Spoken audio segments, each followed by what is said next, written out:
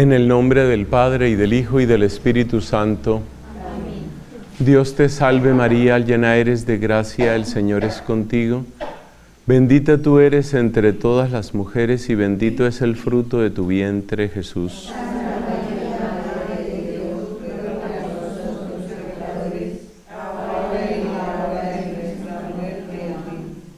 Dios te salve María, llena eres de gracia, el Señor es contigo.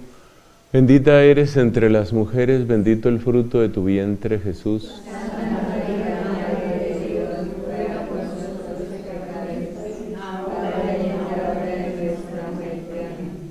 Dios te salve María, llena eres de gracia, el Señor es contigo, bendita eres entre las mujeres, bendito el fruto de tu vientre, Jesús.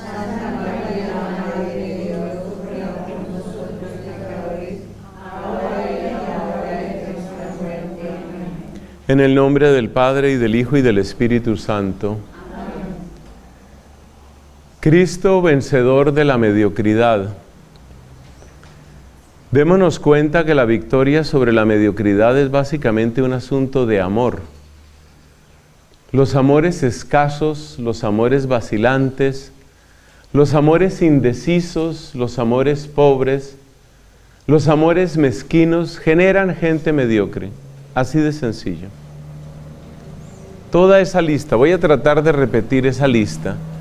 Amores escasos, tibios, pobres, vacilantes, indecisos, interesados. Todos esos amores generan gente mediocre. Por el contrario, en la medida en que el amor se hace más limpio, más generoso, más intenso, más constante, entonces la mediocridad va quedando atrás. Este no es un asunto de si somos jóvenes o si somos mayores. Hay personas jóvenes que nos dan testimonio por su fervor, por su coherencia, por su bondad. También hay personas jóvenes que nos desalientan porque ya están como cansados de todo, llenos de dudas, yo mejor como que me voy, esto no es lo mío, todavía estoy a tiempo, yo todavía cotizo en el mercado. Entonces son personas que son jóvenes y los hay mediocres y no mediocres, y lo mismo sucede entre los mayores. Es decir, la mediocridad ni llega porque seamos jóvenes, ni se va porque seamos mayores. O sea que uno puede morir con muchos años y con una gran mediocridad. Y ese es un caso que ya nos presenta la Biblia, por ejemplo, en la historia aquella de la casta Susana, aquella señora. Observemos cómo aquellos hombres que trataron de abusar de ella eran jueces, eran magistrados, eran personas que por la responsabilidad recibida y por la respetabilidad que tenían ante el pueblo se supone que debían ser ejemplo, testimonio. Pero como bien les dice un joven, que es el profeta Daniel en ese momento, se trataba de gente envejecida en años y en pecados. Entonces debemos tomar conciencia de que la mediocridad no se va con los años. Más bien podemos decir que la mediocridad de hoy prepara la mediocridad de mañana. Y por consiguiente, lo que hagamos hoy por erradicar esos amores tibios, indecisos, vacilantes, apagados, opacos y todos los demás adjetivos, lo que hoy hagamos por superar esos amores, eso nos va a servir para mañana. Estamos mirando a Cristo, aquel en quien arde de modo absolutamente singular el fuego del Espíritu Santo. Aquel que sentía arder en su corazón el fuego del Espíritu Santo. Cuando Cristo purificó el templo de Jerusalén con un acto fuerte, un acto casi podríamos llamarlo agresivo, sus discípulos luego comentaban que era lo que había dicho el profeta: el fuego, el celo por tu casa me devora. Veían en Cristo uno que estaba celoso de la gloria del Padre. Es decir, le dolía lo que le pasaba a Dios.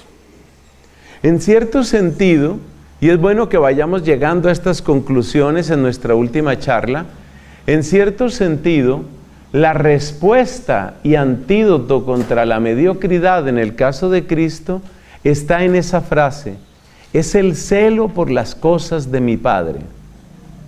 Por el contrario, la mediocridad se afianza en aquellos corazones que tienen gran preocupación, pero por lo que me pase a mí. Entonces yo me empiezo a preocupar por lo que me pase a mí, por mi salud, por mi familia, por mi carrera, por mi acreditación, por mi fama, por mí. Esa preocupación volcada sobre uno mismo, esa preocupación volcada es indudablemente la que conduce hacia la mediocridad. Pero en la medida en que la persona se va volcando hacia Dios, hacia los intereses de Dios, la gran pregunta para salir de la mediocridad es siempre una pregunta sobre Dios. Es decir, la pregunta es esta. Pregunta: ¿cómo quedan los intereses de Dios aquí?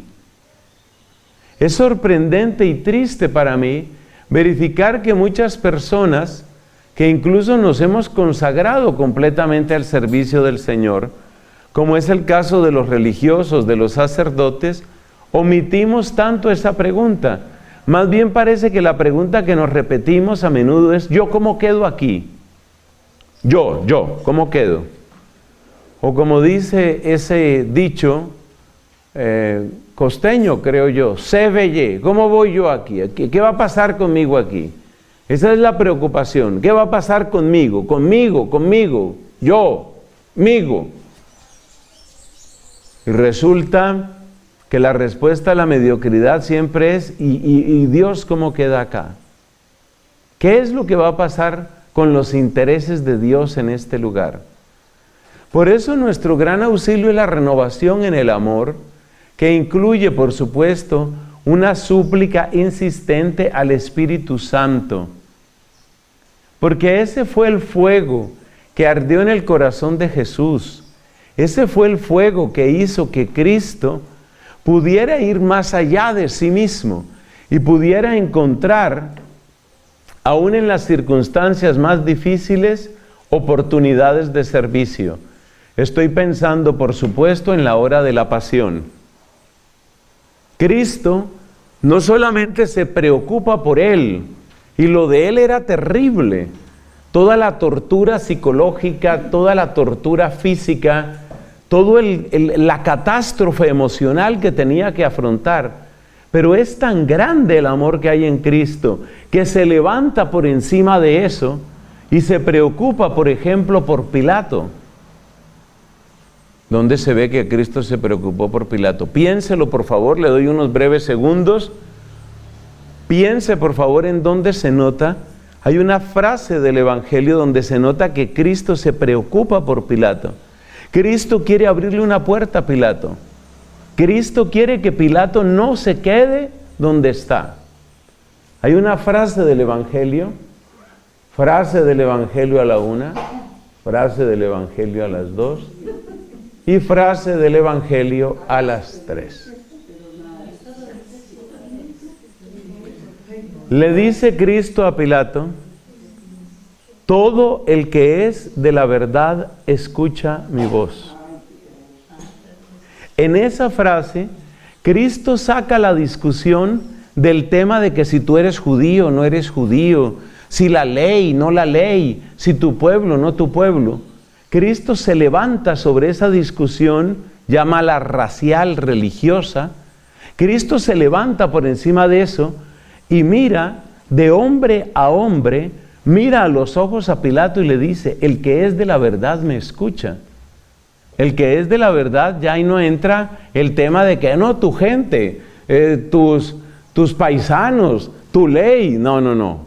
El que es de la verdad escucha mi voz. Cristo tiene la capacidad en su pasión de levantarse por encima de eso.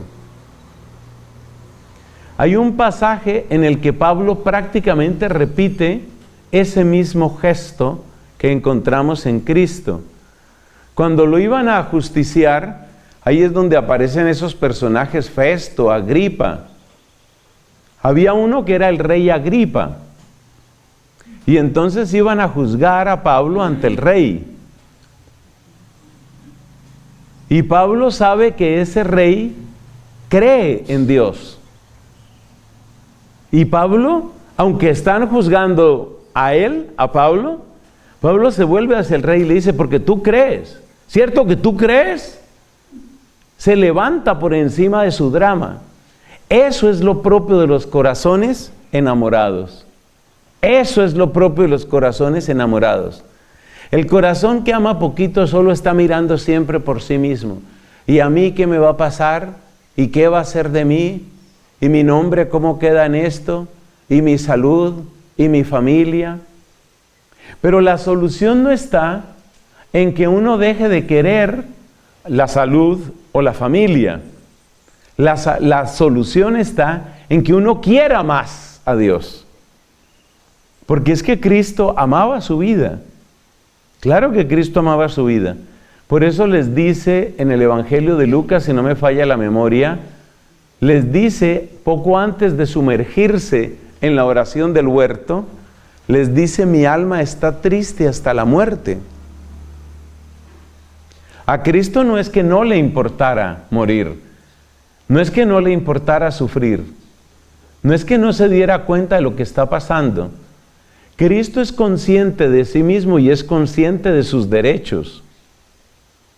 Por eso, mira lo que le dice Cristo a aquel que le da una bofetada: si he hablado mal, dime en qué; si no, ¿por qué me pegas? Que es al mismo tiempo la conciencia que Cristo tiene de su dignidad de reo acusado, y es un llamado a la conciencia del otro. Es impresionante. Nuestro Señor Jesucristo es impresionante. Pero debemos saber que el Espíritu Santo que hizo eso en Cristo es el mismo Espíritu Santo que nosotros hemos recibido en el bautismo, en la confirmación, y es el mismo Espíritu Santo que hemos de llamar con el clamor de nuestra oración.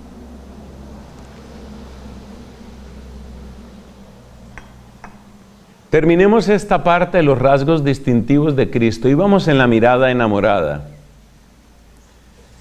Nuestro sexto punto en los rasgos distintivos de Cristo tiene que ver con el amor al prójimo. Y aquí, pues no es novedad lo que voy a decir, ni mucho menos, pero yo sí creo que es un recordatorio bastante oportuno. Vamos a ver de qué se trata. Tenemos que mencionar aquí el amor al prójimo. Esa no es la novedad principal. La novedad principal es el anclaje del amor al prójimo. Esa es la novedad. El anclaje. O si quieres darle otro nombre, la raíz. ¿De dónde sale el amor al prójimo? Esa es la parte que nos interesa. ¿De dónde sale el amor al prójimo? ¿Cuál es su lugar propio, su ancla? Su ancla. El amor al prójimo puede tener muchas raíces. Hay personas a las que uno quiere sin tener necesidad de muchas explicaciones. Es lo que llamamos caer bien. Tal persona me cae bien. No necesito muchas razones. Me gusta conversar con él o con ella. Nos hicimos amigos casi sin darnos cuenta. Pero ¿en qué consiste el amor al prójimo? El amor al prójimo no puede consistir en una cosa simplemente de compatibilidad de simpatía. Ese no puede ser el origen del amor al prójimo, porque resulta que hay mucho prójimo que no se ayuda.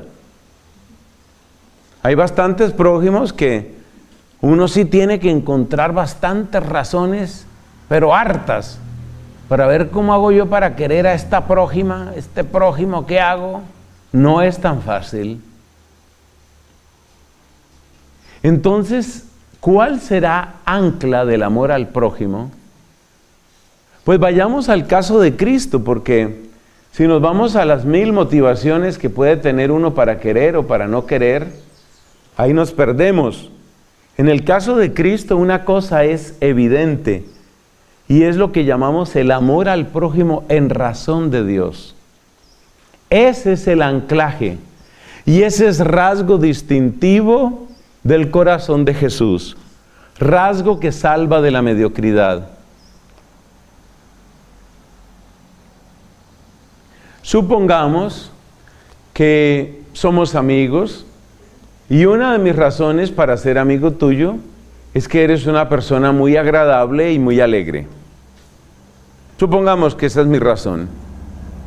Hay gente que le cae a uno muy bien y entonces es gente muy agradable y muy alegre.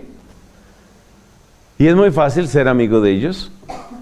Yo tuve un compañero de noviciado que creo que es de las personas que yo haya conocido que tiene o tenía, por lo menos en ese momento, después se retiró de la comunidad, un tremendo don de gentes. ¿Qué tipo para caer bien? Eso caía muy bien en todas partes, lo querían en todas partes, menos mal que uno no es celoso ni nada. Pero el tipo caía muy bien en todas partes. Eso en los grupos, con jóvenes, con familias, con hombres, con mujeres, con otras comunidades religiosas, tenía un don tremendo. Hay gente que es así. En cambio hay otras personas en las que uno verifica que, por ejemplo, la cara no le ayuda. O sea, la cara batalla en contra de la simpatía de la persona. Luego uno trata a la persona y descubre que efectivamente sí es antipático. Pero bueno, tiene que seguir buscando otro motivo para ver cómo se puede querer. El verdadero amor al prójimo, el verdadero anclaje del amor al prójimo es el que nos muestra Cristo. ¿Y ese anclaje cuál es? Ese anclaje es el que brota de la presencia y la historia de Dios en ese corazón. Ese es el verdadero anclaje. Imagínate lo que es encontrarse con una persona y tener como primer pensamiento, aquí hay una obra de Dios. Ese es Cristo. Aquí hay una historia de Dios. Ese es Jesucristo. Esa es la manera de Cristo tratar a la gente. Entonces lo primero que interesa no es si la persona es cercana o lejana. Ni siquiera interesa si la persona es de mi religión o no es de mi religión. Tenemos varias señas de Cristo superando lo que podríamos llamar esa barrera religiosa o la barrera social o la barrera del resentimiento.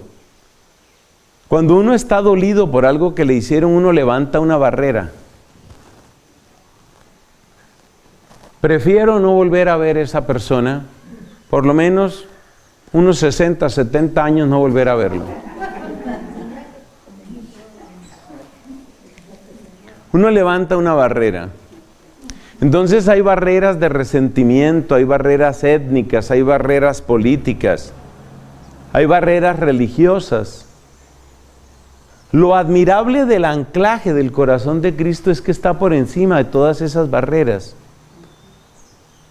Supongamos que me considero políticamente más de izquierda que de derecha o más de derecha que de izquierda. El que no piensa como yo, sigue siendo una imagen de Dios y una historia de Dios. Supongamos que me encuentro con el ateo, con el budista, con el que reniega de Dios, con el musulmán. Por encima de eso, en él tengo una imagen de Dios. Ese es el anclaje del amor al prójimo. Entonces vemos, por ejemplo, que un centurión romano le manda decir: tengo en casa un criado que sufre mucho. Observa eso. Romano. ¿Romano qué quiere decir en ese contexto? Un pagano. Es un enemigo. Es un opresor. Entonces, ¿cuál es la reacción de Cristo? La reacción inmediata de Cristo es: voy a curarlo. Ahí está sufriendo, voy a curarlo. ¿Es un pagano? Sí, pero está sufriendo. ¿Es un romano opresor? Sí, pero está sufriendo. Viene a apresarme para que me torturen y se llama Malco. Le cortaron la oreja, voy a curarlo. Pero es mi enemigo, voy a curarlo, está sufriendo. Ese es el anclaje del amor al prójimo en Cristo. Muchos de nosotros estamos muy lejos de ese nivel de amor, muchos.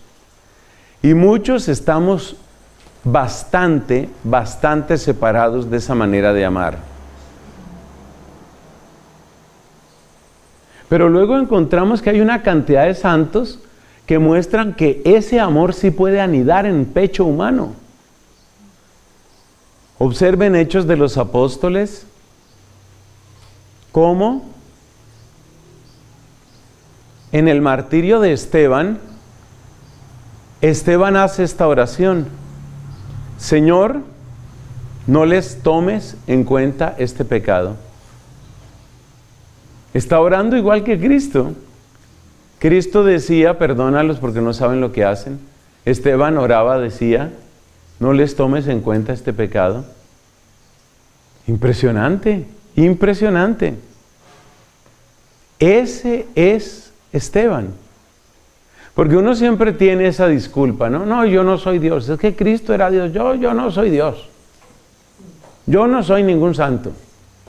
Yo no soy Dios. Bueno, pues te voy a pedir un favorcito. Cuando digas yo no soy ningún santo, por favor trata de sonrojarte. Haz la prueba. Una cosa, hay que hacer algo. Salgan colores. O sea, yo no soy santo y te quedas tranquilo. Eso es gravísimo. Eso es gravísimo. Gravísimo porque entonces ¿en qué estás gastando la vida? ¿Y qué eternidad te aguarda? Entonces, el anclaje del amor al prójimo. ¿Qué tiene que ver eso con nuestro tema principal, que es la mediocridad? Cuando el amor al prójimo está bien anclado, nada que haga al prójimo, nada que haga el prójimo, va a frenar mi amor a Dios, ni mi amor a los demás. Si yo tengo el amor al prójimo anclado en la simpatía, en el interés común, en lo agradable que es la persona, hay personas que pierden su encanto.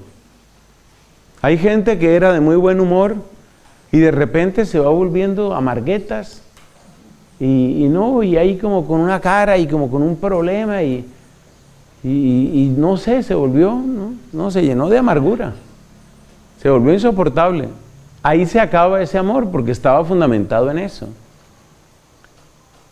Cuando el amor al prójimo está anclado en la imagen de Dios, ese amor no lo derrota nadie.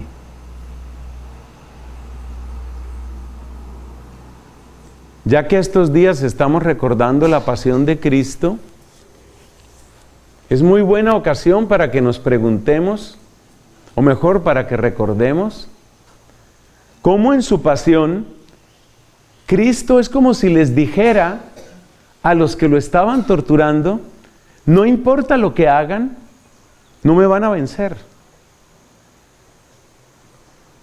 Destrozaron su cuerpo, pero no lo vencieron. No lo vencieron, ¿por qué? Porque Él siguió siendo Él.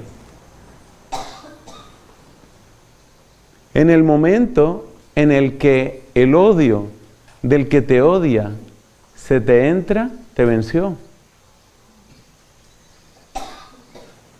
Cuando sucedieron los atentados hace 20 años, un poco más, sucedieron los atentados en las Torres Gemelas. Yo me acuerdo un letrero que pusieron en uno de los aeropuertos que después visité, tiempo después visité por alguna misión.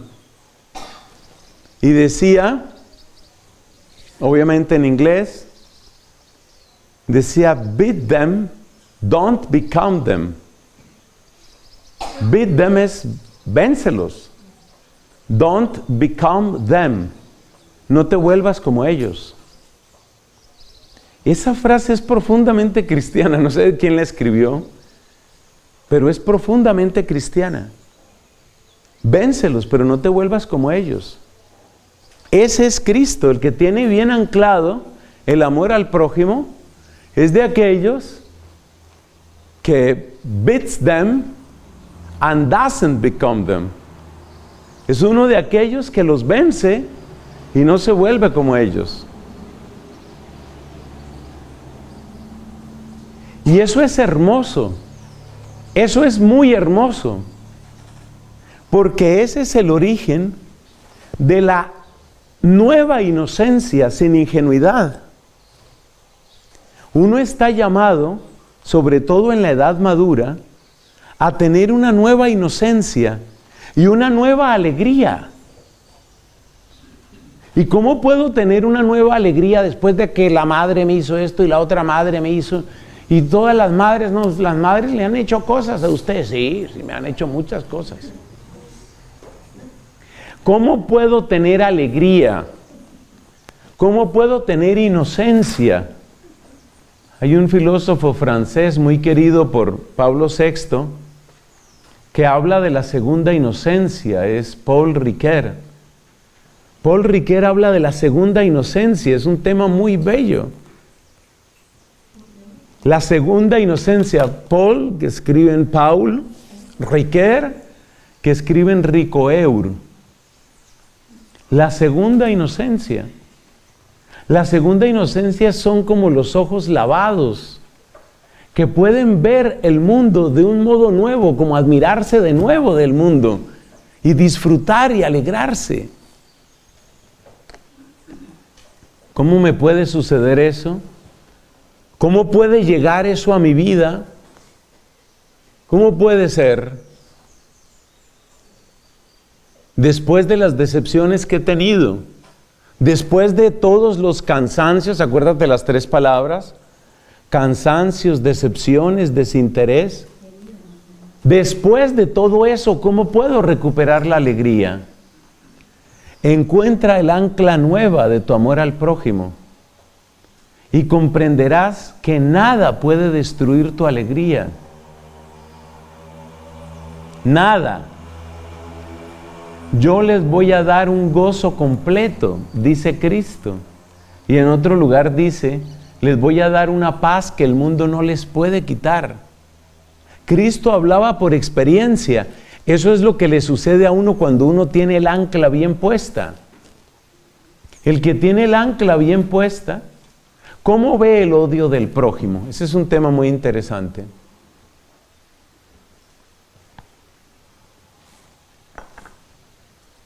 Porque si hay gente que lo odia a uno, no sucede todos los días, pero uno sí se encuentra con esos casos, yo me los he encontrado. Gente que quiere el mal de uno, que realmente lo quiere. Entonces, ¿cómo va a funcionar el amor al prójimo ahí? lo que aprendemos de Cristo es que la manera como funciona el amor al prójimo ahí consta de 3 elementos. Primer elemento, darme cuenta que ese veneno le está haciendo daño en primer lugar a él. No se puede cargar el veneno del odio sin envenenarse uno. No existe aislante que te separe del odio que tú llevas. El odio es penetrante y el que lleva odio, por ejemplo, para tirármelo a mí, el que lleva odio, el que carga odio, se está haciendo daño a él. Esto es fundamental. O sea que si yo estoy convencido de que la persona me hizo daño porque de verdad quería hacerme daño, que es el caso más duro, porque una persona puede hacerme daño, digamos, sin darse cuenta, por equivocación, porque está mal informado. Pero yo estoy situándome en el peor de los casos. Si una persona me hace daño queriendo hacerme daño, esa persona carga una sustancia radioactiva perniciosa. Resulta que las sustancias radioactivas no hay manera de cargarlas en el cuerpo humano. Usted tiene que poner una barrera con las sustancias altamente radioactivas. Usted tiene que poner una barrera de plomo de un espesor de tantos centímetros para que esa radiación no le haga daño a usted. Por eso hay una historia muy triste de un trabajador que se encontró una barra radioactiva, así como del tamaño de este marcador, y él no sabía qué era eso. Eso parecía como una pieza de metal. La historia de cómo llegó esa barra radioactiva a quedar ahí en el piso de ese lugar es muy larga para contarla aquí. El hecho es que este señor se encontró eso y se le ocurrió metérselo en el bolsillo. No hay manera de aislarse de una barra radiactiva. Ese pobre señor murió a los pocos días de la manera más espantosa porque la radiación te quema por dentro. Es algo terrible. Pues yo debo pensar que el que me odia está cargando una barra radioactiva. Y no se puede cargar una barra radioactiva sin destruirse. Entonces lo primero que yo debo pensar es: esa persona se está destruyendo. Lo segundo que debo pensar es lo que dice el Salmo. Dios aleja de nosotros nuestros delitos. Es decir, una cosa es el pecado y otra cosa es el pecador. Son dos cosas diferentes. Ya lo dijo San Agustín: firmeza, dureza contra el pecado, comprensión, compasión con el pecador. Entonces yo tengo que separar al pecador de su pecado. El demonio lo que quiere es que yo los junte, que yo solo vea en el chismoso un chisme caminando. Eso es lo que quiere el demonio, que yo vea al pecador metido en su pecado y vea al pecador como si fuera pecado caminando. Cristo nos muestra que ese no es el camino. Entonces yo separo al pecador de su pecado. Y en tercer lugar, el tercer pensamiento es: Dios todavía puede trabajar en este corazón. ¿Por qué le dijo Cristo a Pilato: todo el que es de la verdad escucha mi voz? ¿Por qué? Aunque Pilato no se convirtiera, y de hecho no se convirtió ni ese día ni al día siguiente, no sabemos cómo murió, o sea, ante Dios. Aunque Pilato no se convirtiera en ese momento, Cristo dejó una puerta abierta. Entonces, ¿qué muestra un corazón anclado? Un corazón que tiene anclado donde es el amor al prójimo. Pues muestra que esta persona es indestructible. Indestructible.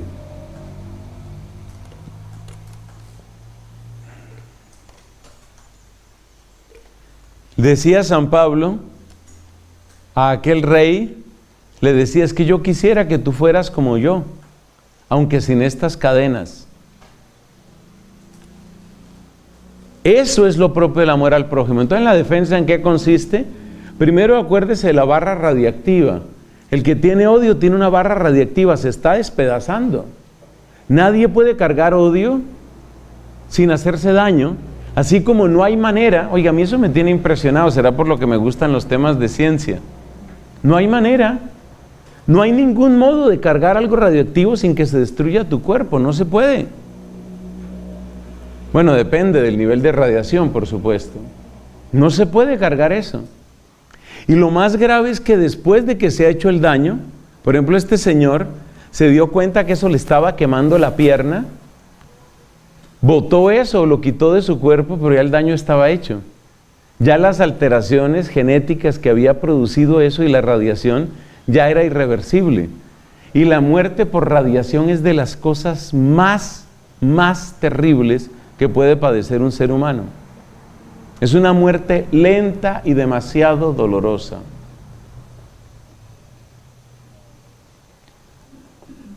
Entonces, la imagen de la barra radiactiva, se está haciendo más daño de lo que pretende hacerme daño a mí.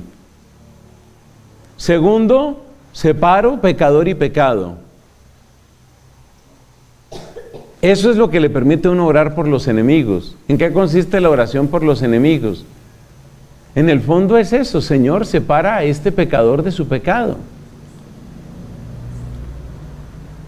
Tercero, Dios todavía puede trabajar en este hombre o en esta mujer.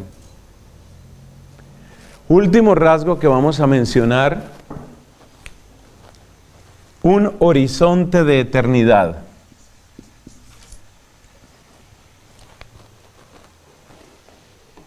El horizonte de eternidad le ayuda a uno a recordar que todo lo que tenemos y conocemos es provisional. El día que a usted la nombren Madre General, ese día entonces usted se para frente a un espejo y dice, soy la madre.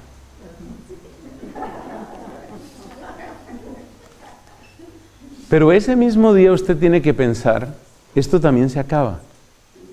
Esto también termina. Esto también termina.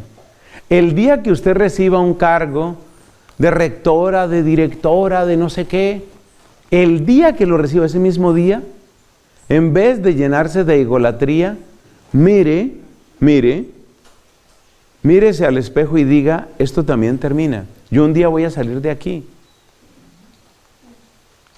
El día que esté empezando, piense en el día que esté saliendo. Como he tenido ocasión de trabajar con relativa cercanía a varios provinciales de nosotros los dominicos, yo me acuerdo que esa expresión la dijo uno de aquellos con los que he trabajado. Y me decía, el día que asumí el cargo, empecé a preparar mi salida. Sabio, bien hecho. Horizonte de eternidad. Como de todo tendré que salir, no solo de ese cargo, sino tendré que salir de esta vida, tendré que salir de mi juventud, tendré que salir de mis amigos. Hay un momento en la vida en que uno empieza a descubrir que vivir es despedirse. Y ese momento es muy importante. Cuanto más pronto uno aprenda eso, que vivir es despedirse, mejor. Así vivió Cristo. Vivió como despidiéndose. Y Él decía, a donde yo voy ustedes no pueden ir. Y a Pedro le dijo, después vas a ir tú, por ahora no entiendes nada. Calladito te ves más bonito, Pedro, quédate mejor callado, que tú ahora no entiendes.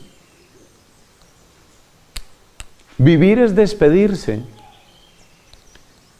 Hace poco me encontré con un buen amigo al que yo conocí cuando llegué al convento de Santo Domingo, novicio, o mejor dicho, recién profeso. Año, lo voy a decir, no tengo ningún problema. Febrero de 1986. Pocos meses después conocí a este amigo. Él era profesor de catequesis en el Colegio Jordán de Sajonia. Por eso nos veíamos con alguna frecuencia. El buen amigo. Le estoy hablando del año 86. Entonces, si yo hago cuentas, esos son 36 años. Sumando al año de hoy. 36 años de amistad. Nos sentamos a hablar con él y con su señora esposa. Esta semana pasada nos sentamos a hablar. Y adivine qué pasa cuando uno tiene la edad que yo tengo y empieza a recordar. Ah, ¿qué pasa? ¿Ah? ¿Qué cree que pasa? Depende de lo que estés recordando. No, pues gente, estamos recordando anécdotas y gente y todo aquello. Emocionado.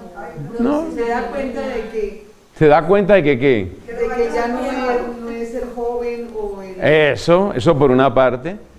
Y se da cuenta de la cantidad de muertos. Claro. Es que ustedes me miran así con misericordia porque también están envejeciendo. Pero la cantidad de muertos. Claro.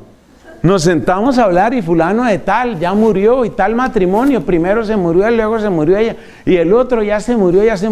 Y madre fulana ya se murió y la otra ya está malita, está la otra. Es que esto es así, uno se va.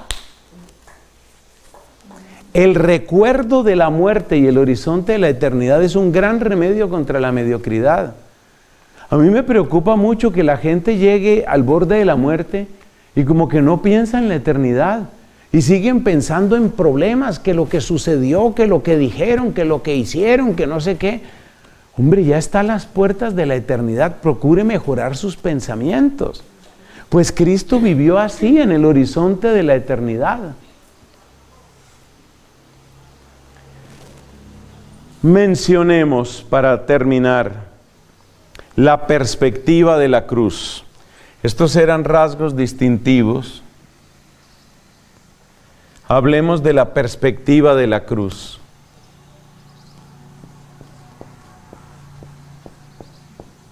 Porque eso es lo que va apareciendo. La perspectiva de la cruz.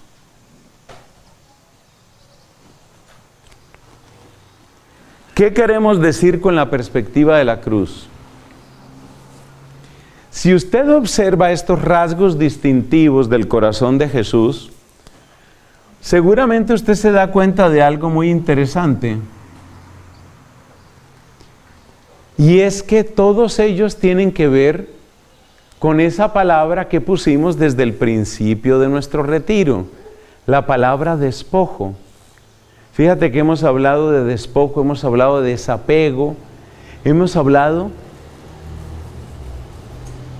Ahí aparece la cruz. Cuanto más pronto entre el misterio de la cruz en nuestra vida, no como algo forzado. La carta a los Hebreos dice, no renieguen. Y Pablo dice, me parece que es a los Colosenses, hagan todo como sirviendo al Señor. Entonces, la perspectiva de la cruz es la conciencia que uno debe tomar de este horizonte de eternidad, de este anclaje del amor, de todo lo que hemos dicho.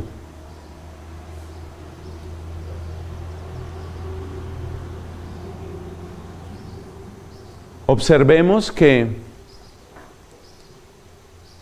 la vida misma le da a uno ayudas para que uno adopte esa perspectiva de la cruz.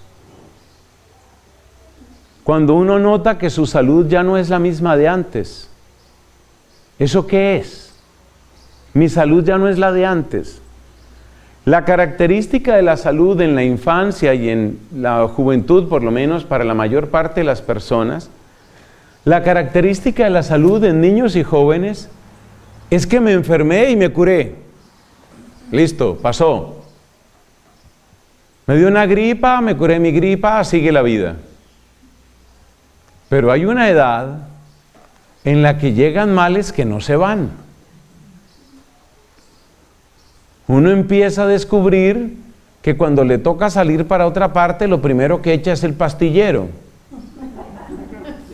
¿Les ha sucedido tal vez? Ahorita dicen, ¿qué es un pastillero? Yo tengo mi pastillerito azul, con las pastillas de la mañana y las de la tarde. Ahí están. Ahí están. Y por ejemplo, no me he tomado la que me debía tomar después del almuerzo. ¿Ve? Ahí está el pastillerito. Los niños usualmente no andan con pastillerito. Las jovencitas no andan con pastillerito, pero ya uno carga su pastillerito. Se le puede quedar lo que sea, hasta el breviario. Pero el pastillero no se puede quedar. El pastillero es muy importante. Y así otras cosas. ¿Cómo se sabe que una religiosa ya tiene ciertos años? Por el pastillero, esta es una pista, pero hay otra. La madre se pone, póngale cuidado que esto es interesante. La madre se pone a conversar con ella. Ustedes saben que todas las madres generales son muy diplomáticas, nunca les funciona, pero todas tratan de ser muy diplomáticas, ¿no?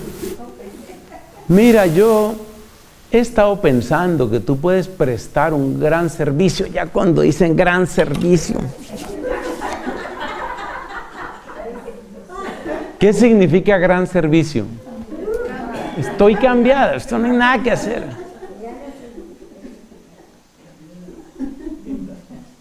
Y entonces le dan a un argumento, mira, ya hay un buen ambiente, el clima te va a sentar bien, queda cerca de tu primo Rigoberto, que hace 40 años no te habla. Todos esos argumentos, usted tiene que ponerse en el lugar de las pobres madres, lo que les toca decir. O sea, trate usted de trasladar a otra hermana. ¿Cómo lo haría usted? Le aseguro que usted no lo haría mejor que como lo hacen las madres. Bueno, pero ¿dónde se sabe la edad de la que está escuchando? ¿Dónde se sabe? En el momento en el que la madre le habla del clima y del trabajo y la gente. Y esta la única pregunta que tiene es, ¿y qué EPS funciona allá?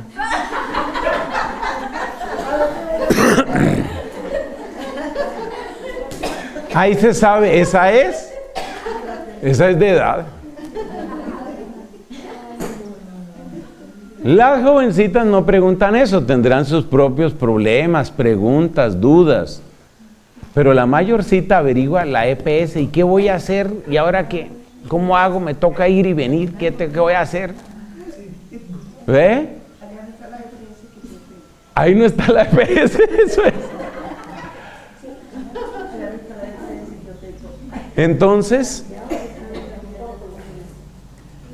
tomar la perspectiva de la cruz en el fondo es tomar la actitud lógica. Es entender que vivir es despedirse. Eso no significa que uno no disfrute lo que tiene.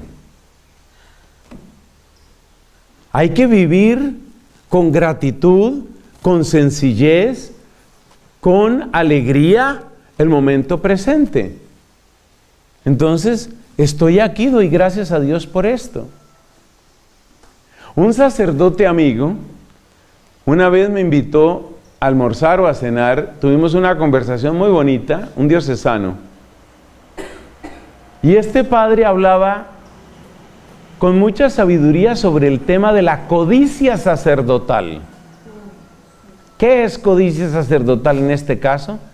El deseo de ascensos y de puestos y de hacer carrera. Muy, muy interesante este padre. Hablaba, me parece a mí que con mucha libertad de corazón hablaba sobre el asunto.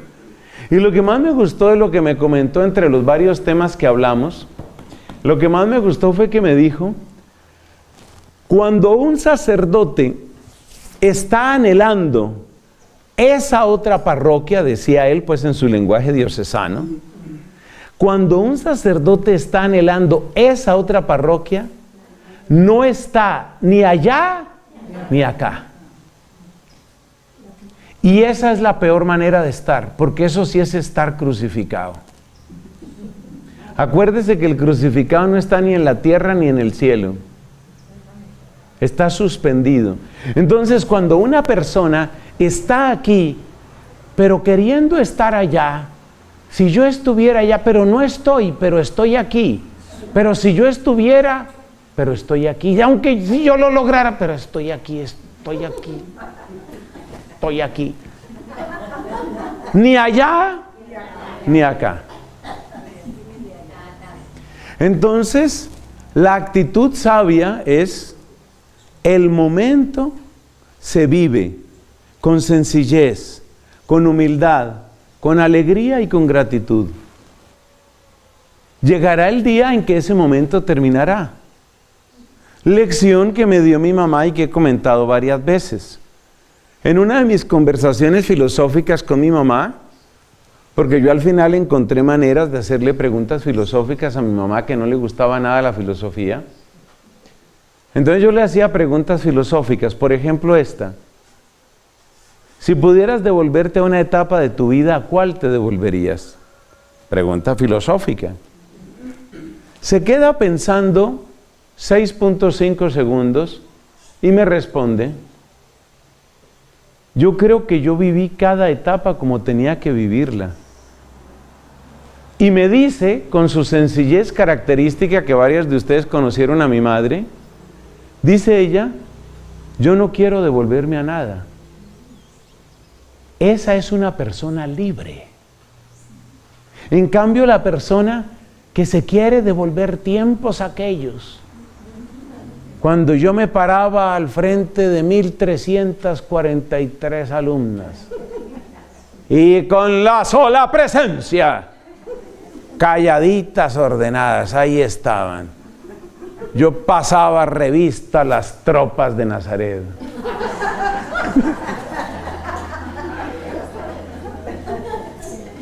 Y quiere devolverse. ¡Ay, tiempos aquellos! En cambio ahora no le hace caso a uno nadie. Ahora ya no me puedo ni parar para...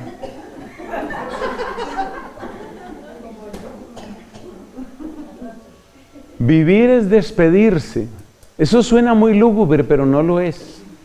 No lo es. Me voy, dice Cristo, ¿para qué dijo? Para prepararos un lugar.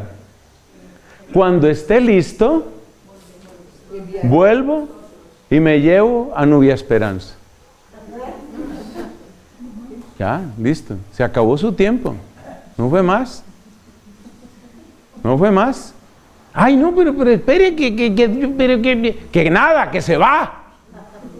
Así es la muerte, se va.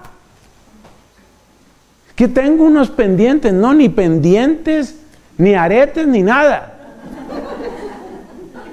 Se va ya. Y al final, ¿qué le toca decir a uno? Sí, Señor. Y se va. Pero se va a la plenitud. Entonces la perspectiva de la cruz es esa. Mira, aquí tenemos unas frasecitas que son un buen resumen.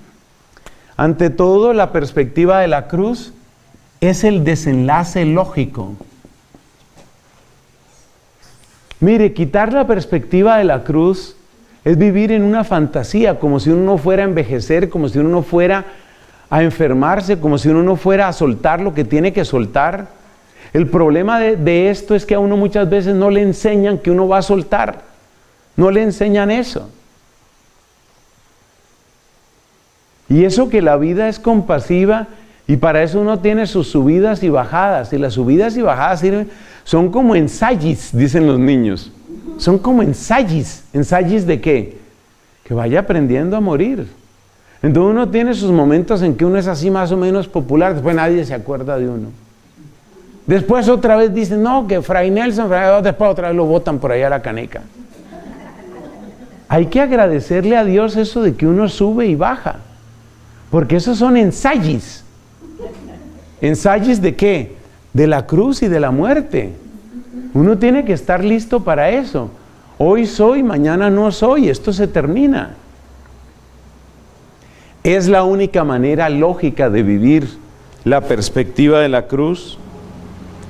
La cruz es el momento de la verdad. Mi frase favorita de San Francisco de Asís: la paciencia que tienes en la adversidad, esa es la que tienes y nada más. La cruz es la que muestra la verdad. Estar uno sonriente, rozagante y amigable en las horas de éxito, de madurez, de esplendor, eso no tiene ningún mérito. Pero ¿dónde está la alegría cuando llega la cruz? ¿Qué pasa con tu alegría cuando llega la cruz? Entonces la cruz es la que revela qué es lo que hay en ti. Y tenemos que ser sinceros, las pequeñas experiencias de cruz que hemos tenido muestran que muchos de nosotros estamos muy mal de alegría, estamos muy mal de paz, estamos muy mal de fe, estamos muy mal de conformidad con la voluntad divina. ¿Por qué? Porque somos unos mediocres. Pero bueno, para eso hemos dado este curso que ustedes después podrán repasar. Repáselo por allá. Esto se publicará, Dios mediante, se publicará en nuestro canal de YouTube, se publicará. Yo hago cuentas de que estará publicándose, a ver, hacemos cuentas, 2, 3, las semanas 4 y 5 de Pascua sale este retiro. Se irá publicando así poco a poco. O sea que hacia la 5ª semana de Pascua de este año estará completo este retiro, para que usted lo vuelva a ver. Y después lo vuelve a ver y después le llega un día la noticia, ¿no? ¿Se acuerda el retiro que predicó? No, ya se murió. Claro, eso es así. Entonces ahí vamos a ver el momento de la verdad. Hay que ver cómo es que muere la gente. Esa es la realidad. Lo demás, no, eso mientras uno es así joven, y hay gente que hasta bonita resulta. Por ahí había un letrero en Cuaresma que decía: si usted es feo y pecador, confiésese para ser solo feo. La cruz es la ofrenda suprema.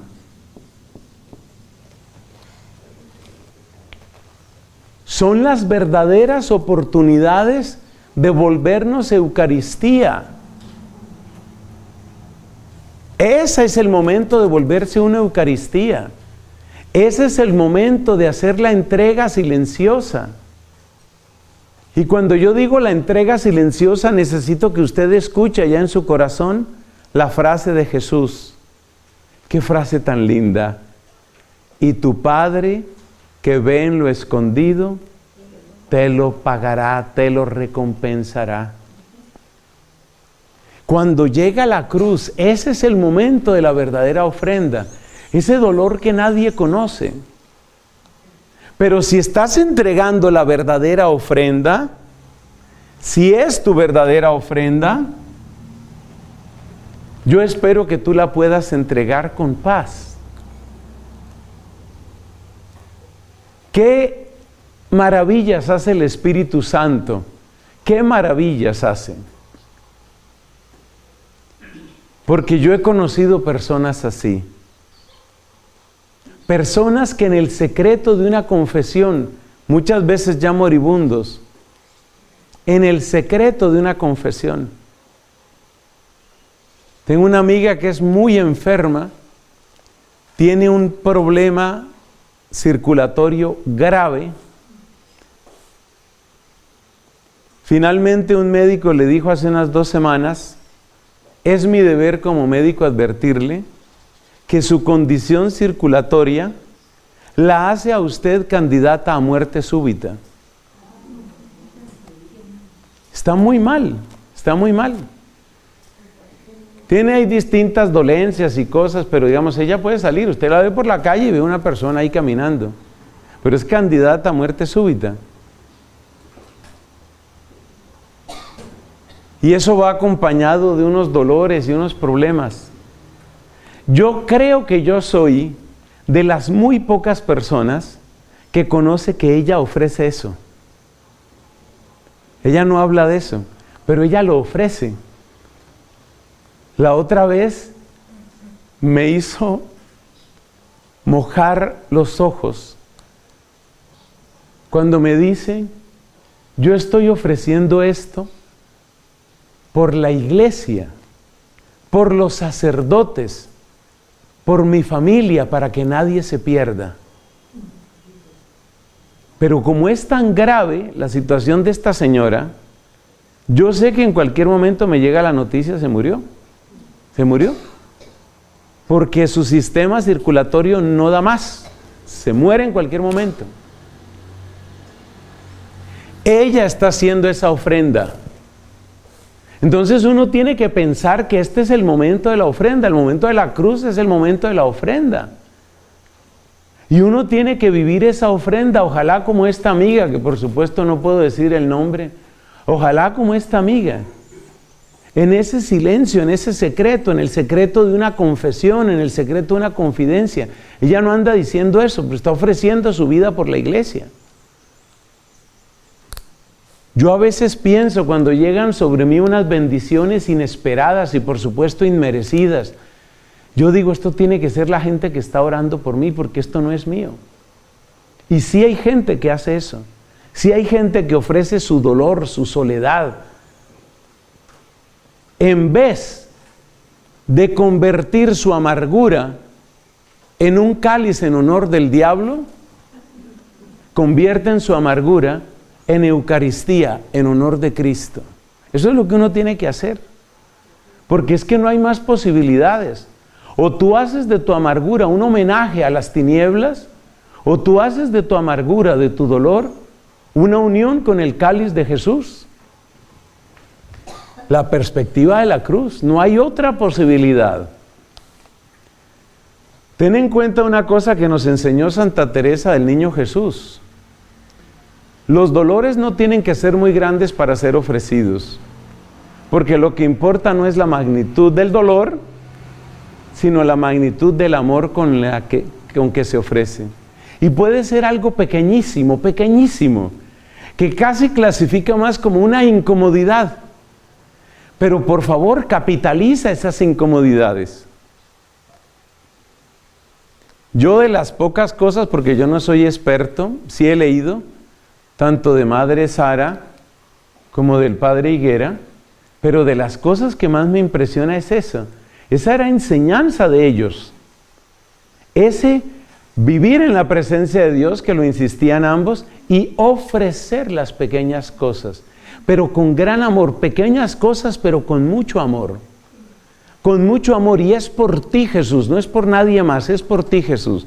Esto no es por darle gusto ni a aquella, ni a aquella, ni a aquella, ni a la de más allá. Esto es por ti, porque te amo, Jesús. Esa es la perspectiva de la cruz. El mundo no tiene una cosa semejante.